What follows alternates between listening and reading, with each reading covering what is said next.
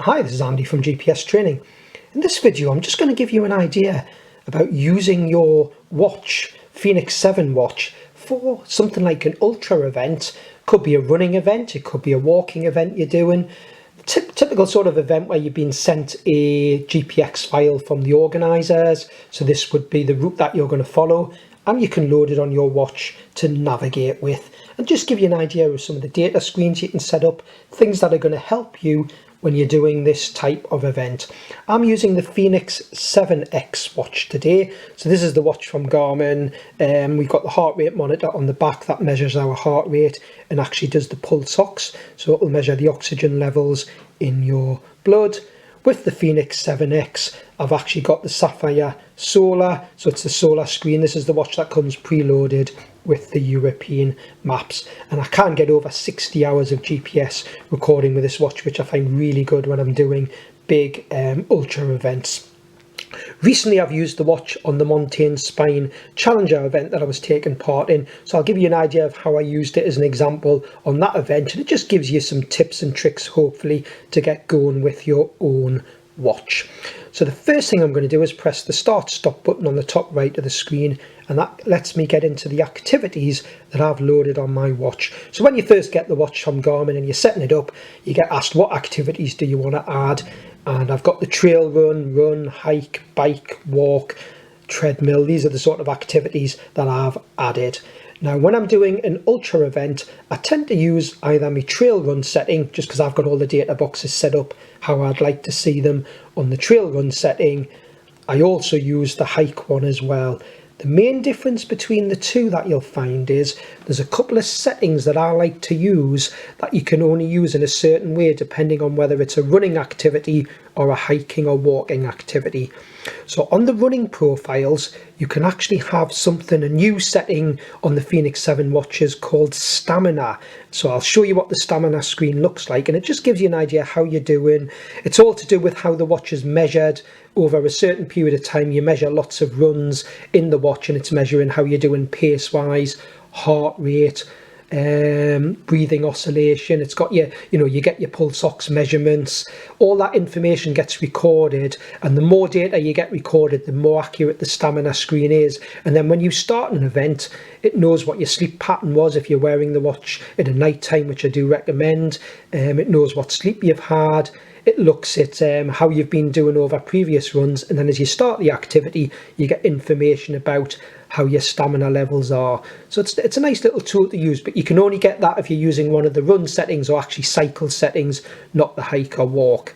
The other reason I suppose you might decide to use the hike profile then over a run profile if you're not interested in the stamina screen, but I use an option called virtual partner, and it's where you can set a pace that you would like to go at, an average pace, and you can watch on the screen racing against yourself pace wise. So it's quite useful if you know you're doing an event where you have to be going at a certain pace to get to the checkpoints at a certain time, or finish that event in, if it's the type of event where you've got a time scale of how long you've got to be able to finish it within.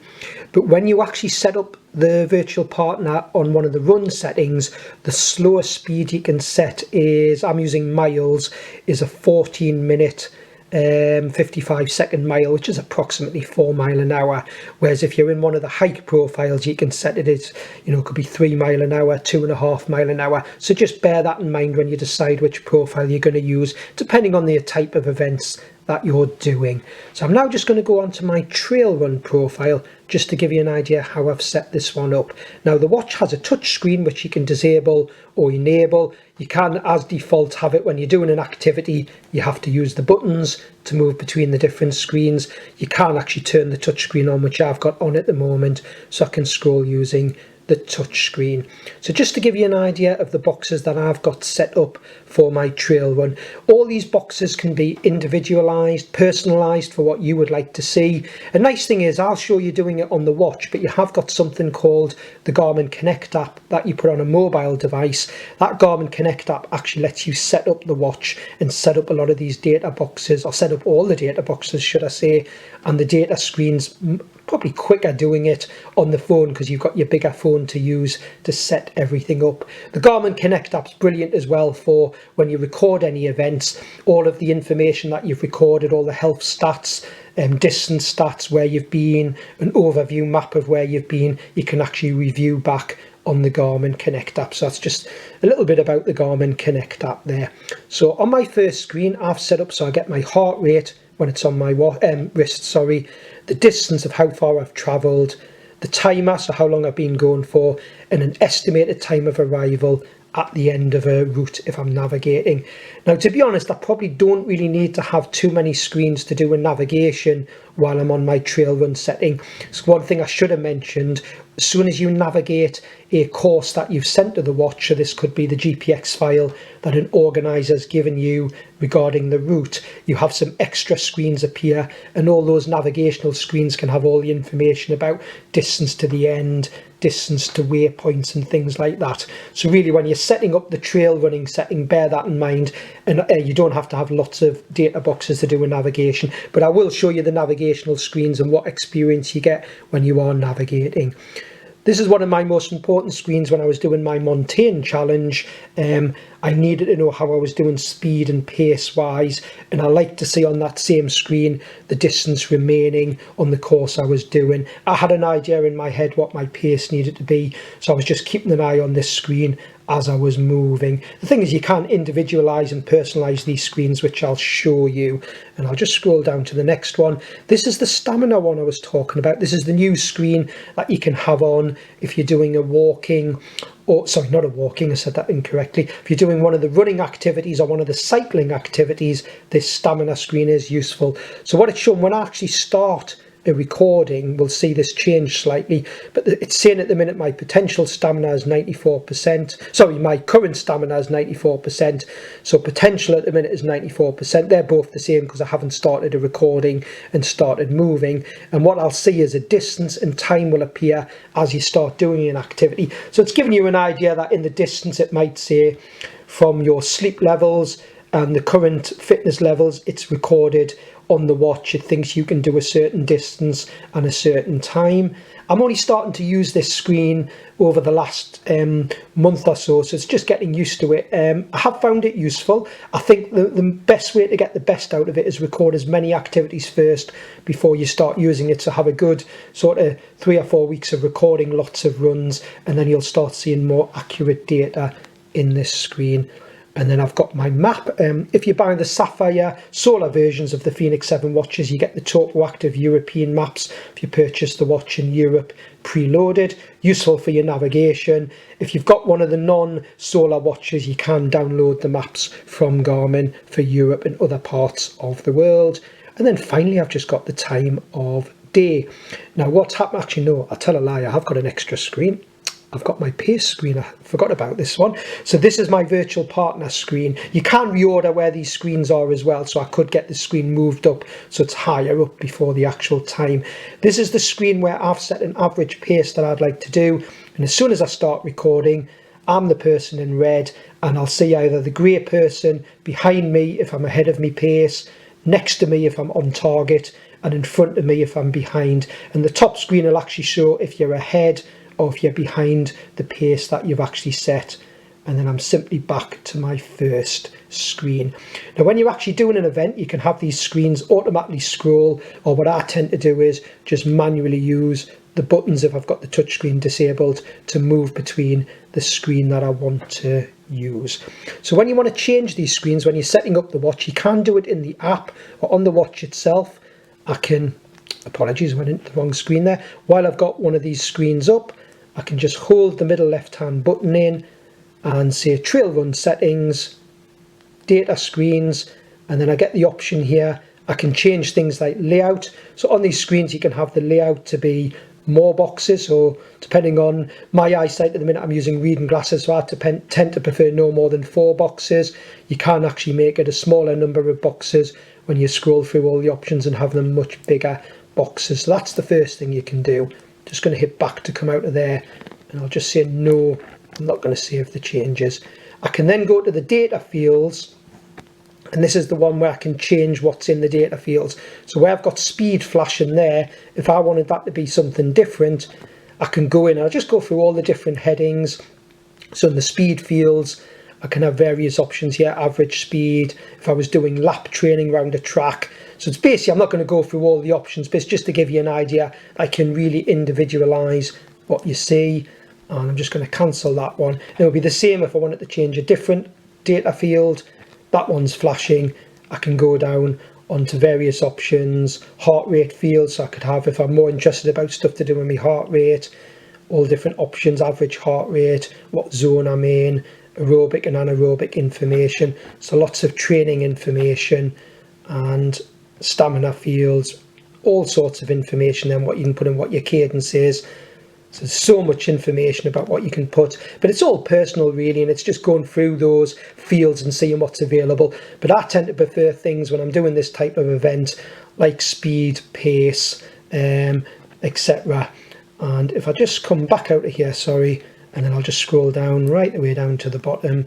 I'm just going to give you an idea of adding a whole new field. So this pace field that I've got, the one where I'm racing against myself, sorry, I've just started that by mistake. I'm just going to go back into the settings. That was my fault, not watching what I was doing. Data screens. So I'm back on the settings again. I'm actually just going to remove this screen and then just give you an idea how you add a screen. So I'll say yes to remove there. I'll just let the watch focus back in again. So if I was moving down all of the screens and I decide I want to change something, go into the settings in the middle left hand button. Don't do it while you're on the map because it thinks you want to actually pan and zoom on the map. So I'll just do it while I'm on one of the other screens. Trail run setting, data screens, and then if I just scroll down to the end where it says add new, and then I can go down custom data, and then I can decide a layout and add lots of extra data fields, change the layout. But if I scroll right the way down, this is where you find the one called stamina or virtual partner. So virtual partner was the one I was using. This is where you set the minutes, your miles minutes. So I've got the maximum set at the minute, 14 minute, 55 seconds. So it's not potentially a fast run. That is the slowest pace you can set on the running. But if you're on one of the hike profiles, you can make this a much longer minute mile, so you can make it more like 3 mile an hour, 2 mile an hour. A 14 minute 55 second mile is approximately 4 mile an hour, give or take. So I'll just leave that as it is, and now I've got that screen added. What I can do now, I can actually move it up and decide where I want that screen to be. So if I want it above the time of day or above the map, so if I put it above the map now and press OK, just give you an idea now if I come out of there. So now as I go through the screens, I've added that one in, it's above the map now, and then I just scroll down my different screens. So I hope that's give you a good idea on setting the screens up. Last thing I'll show you regarding screens is, and that's just because I started me recording before by mistake, so I'll just discard that quickly before I move on to the next one. Yeah, so when you're actually doing navigation, there's another option on the watch. I've just come right the way back out to my watch face. If I hold the middle left hand settings button in and go down to the navigation option, in the navigational option, there we go, navigation, you've got an option here of what data screens you see. So I've just left the default ones, to be honest, so I'll just let the watch focus back in a second there. Once it's focused back in, there we go. So I've got the map on. Up ahead means there's an extra screen where if you use Garmin Connect app, you can actually add course points. It could be feed stations, checkpoints into, you have to use Garmin Connect to do this, and then you can actually see an extra screen which tells you how far away those points are. The guide on, it's mean you're getting a little data box on the actual map where it's showing you what's coming up. Elevation screen I love to have on, so you get your elevation plot. And then the extra screen here, if I go into it, this is information, this screen 1, to do with time of arrival, distance remaining, ETA. And you can change all those data boxes to suit a bit like we did for the actual trail run itself. So as soon as you start navigation when you're trail running, you'll get those extra screens up anyway. So I'm just going to give you an idea of doing that now. So if I was about to do this event, I've sent the course to my watch. At the end of this video, in the description on YouTube, we will have a link to how I sent my Montane Spine course to the watch using the Garmin Connect app, so you can watch that video. So I'll press my start stop. If it's the trail run that I'm going to use, press the start. And then what you do is you wait until you get a satellite signal. Now, I'm not inside the building at the moment, so it might take a little bit to lock on, but what you actually get is along the top of the screen a little green bar will appear when it's locked onto satellites. That might not happen because I'm inside the building here, even though I am quite close to a window. But before I actually start the recording, I then load my course to navigate with. So if you didn't have a course to navigate with, I'd simply wait until I got this green bar at the top and it tells me it's got a satellite signal, and I'd press the start stop to start the recording. But to load a course on the watch before you actually start recording, if I now hold the middle left hand button, scroll down to navigation, press the start stop to select it. I'm looking for the option courses, and we will have the link to the video on how I loaded this course on. So I've got my spine challenge here that I was doing. If I scroll down, I've actually got start to checkpoint 1, 46 miles, 46.35 miles. So if I load that now, I've got the option of do course.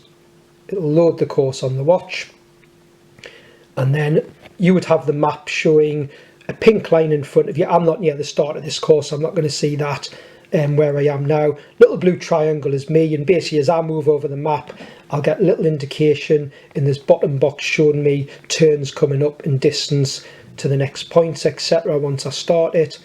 And what I can do now is, if I had a signal, I'd simply press the start stop to start recording, and then I'll show you now scrolling between the different boxes.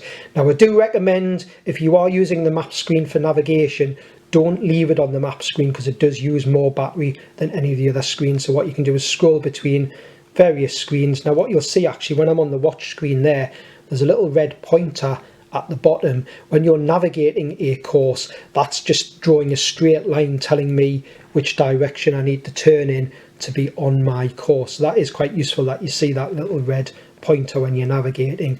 So I scroll down the screens now. This is my upper head screen I was talking about. So we actually had a, would you believe, a burger bar that was open 24 hours on the Montane Spine. Now the reason it hasn't got a distance in there at the moment, I haven't got a satellite signal yet, but what I actually had when I was using the watch on the event, and once I've got a satellite signal, I've only added 2 points in here. So I've got the food station there, I had a distance in there of how far away it was, and the finish to the checkpoint 1. And then when I loaded the second course, I had more information about feed stations. So this is a new feature on the Fenix 7s called Up Ahead, where you add these course points in the Garmin Connect app. This was an interesting one, and the one I used an awful lot. It showed me that there was 19 climbs, and when you're on a climb, you see yourself moving across the climb. This is a useful one for navigation if you don't want to leave it on the map. Once I've got a satellite signal, I'll get distance remaining to the end, and this little pointer here is pointing me in my direction of travel. This uses less battery than leaving it on the map screen. There's the full elevation profile for the 46-mile course, and as I move over this graph, you see it change green, so you can see exactly where you are on the course. And here's back to some of the navigational screens, the ETA, distance remaining, ETA, and what you'll find now is I'm back to the screens I set up for trail running. So my distance, my timer, my ETA, my speed and pace, which would all start recording as I start moving, and my stamina screen. There's no data in these screens at the minute because I'm not out with a satellite signal recording, but I hope this just gives you a good insight on using the watch for this sort of activity. And then all I would do when I'm finished an event, I've set my watch so it doesn't auto pause. So I'll just get back to one of the sort of screens I'm normally on when I'm using it. Just take it back up to one of my data boxes, probably the one that I had it on more than anything when I was doing the event. I did scroll between different screens, so I'm on my speed screen now. I've maybe finished and got to checkpoint 1. I've got the start stop at the top. You can just pause the watch manually by doing that as well. It gives me the option to resume or save, so if I wanted to resume it, I just resume it. And at any time, what's nice is if you keep the watch recording the whole time, which is what I did on my event, if I've now got to checkpoint 1, I can leave it recording, press the middle left hand button, and I can either stop the course, or I can simply go back to navigation, courses, and then I can load my second one, which was checkpoint 1 to Malham Tarn, without actually stopping the recording, load the second course, and it's still recording the whole time. So if I go down just to my boxes again, you'll see the upper head's now changed. It's got a different feed station that I put in, but I haven't actually stopped the recording. So just different information. You can see the timers going there. Now if I got to the very end of the event, so I'd loaded the third part of the course and got to the end, I'd press me stop, and this is the point where you would then go and save. If you accidentally stop, I can just go back to resume, and I've actually got a satellite signal now that I'm near the window, so we might see some different information now. Yeah, distance remaining 145 miles, that's because I'm way away from the course at the minute, but I'll actually start seeing more information. And there you go, on the actual map screen now I've got information about the distance, and that's just changing as it tries to lock onto satellites. That's why it's a little bit different. But I hope you found this video useful, just a little insight onto using the watch for an ultra type event, or it could be a long distance hike. We haven't went into every single setting on the watch and how you set up the watch, and that's all stuff you get in our videos. If you actually buy a watch from us, you get an online training course free for a year that has loads more videos that go into great detail on setting up the watch for the first time. But we will put in the description on YouTube for this video how you can actually load a course to the watch using the Garmin Connect app. There'll be the example there of how I put my Montane Spine Challenger on. But I hope you found this video useful, and thanks for watching.